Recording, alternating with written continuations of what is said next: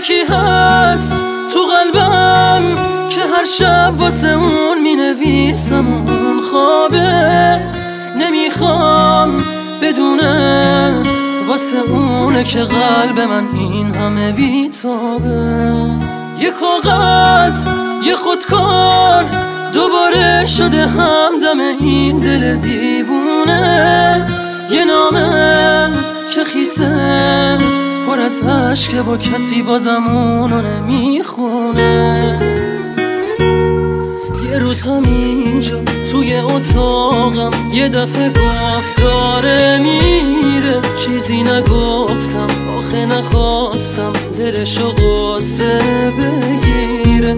گریه میکردم درو که میبست، میدونستم که میمیرم. اون عزیزم بود نمیتونستم جلوی راشو بگیرم.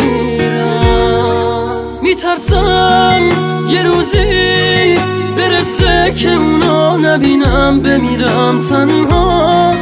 خدایا کمک کن، نمیخوام بدونه دارم جون میکنم اینجا.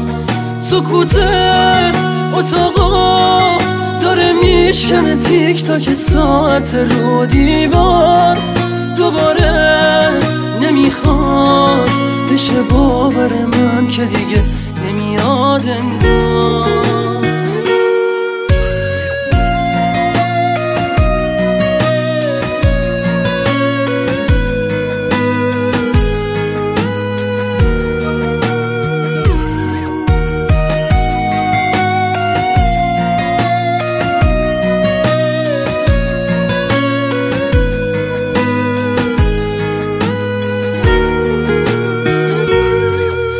همینجا توی اتاقم یه دفعه گفت داره میره، چیزی نگفتم آخه نخواستم دلشو قصه بگیره.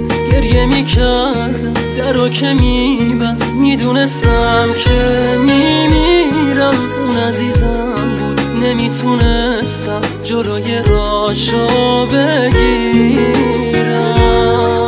یکی هست تو قلبم که هر شب واسه اون می نویسم اون خوابه، نمیخوام بدونه واسه اونه که قلب من این همه بیتابه.